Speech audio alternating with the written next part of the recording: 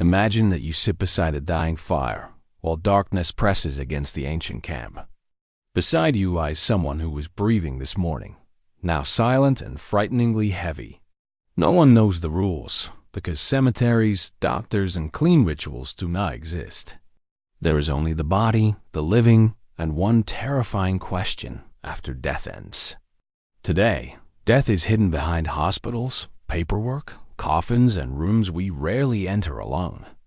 But ancient humans saw the body change, cool, darken, and become dangerously unfamiliar nearby. They understood that smell, insects, predators, and fear would arrive if it stayed nearby. And here, everything becomes frightening, because the dead were familiar and dangerous at once. You could not hold them forever, but you could not discard them easily either. This was a face children knew, and hands that had shared food yesterday together. The group had to decide what to do with someone still too close emotionally. The simplest answer was leaving, especially when hunger, cold, or movement controlled everything outside. Nature did not wait, and predators never respected grief, names, or human memory there. Sometimes, bodies were covered with branches, pressed with stones, and abandoned quietly before night. To us that sounds cruel, but survival often stood stronger than tenderness back then. Now imagine the worst moment, walking away while animals wait for darkness behind you. You hear bones breaking in your mind, even after the camp disappears behind you.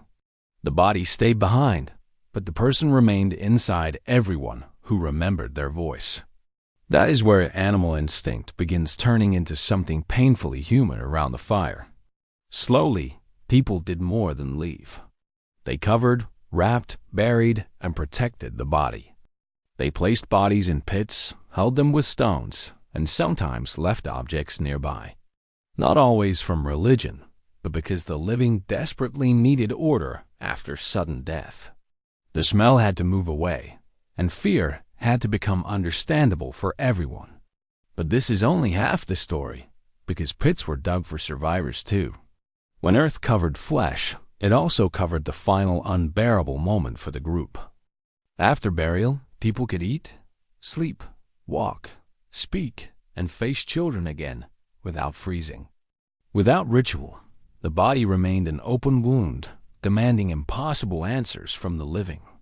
Why did yesterday's person become cold enough to fear touching today with bare hands? Ancient people lacked our words, but they clearly felt death breaking order around them. Ritual tried to rebuild that order with earth, stones, silence, and gesture after loss. Sometimes the body was curled, as if sleeping inside the earth's womb once more. Sometimes skins, leaves, mats, or cloth wrapped the body against darkness and animals outside.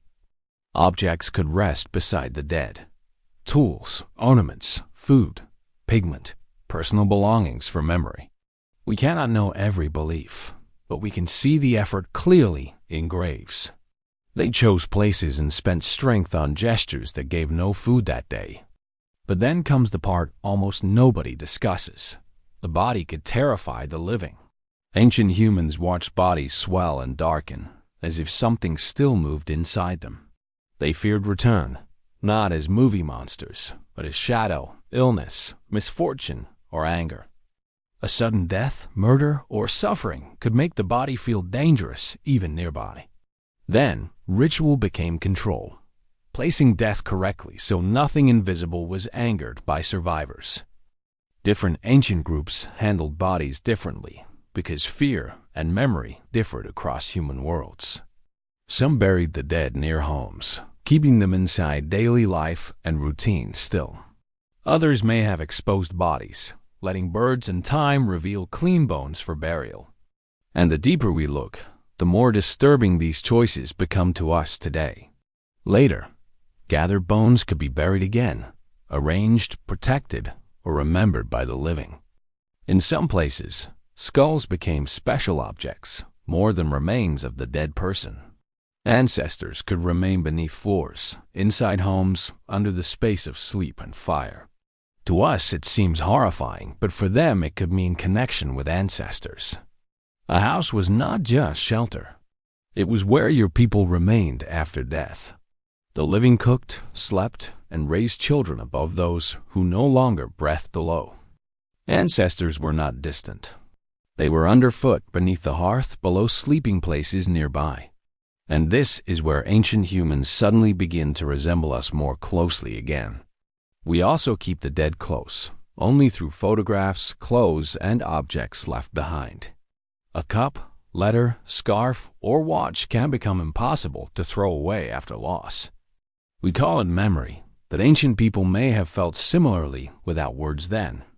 They left tools or beads because objects had become part of someone they loved. A small thing beside the body said this was someone, not nothing to remember. But the real danger was not decay. It was disappearing, meaning after death itself. If a hunter died, paths, warnings, and survival knowledge died too with him silently. If a mother died, songs, gestures, and comfort vanished from children around the fire. If an elder died, memories of water, winters, and mistakes disappeared with one breath. Death took not only a person, it took knowledge from the group as well.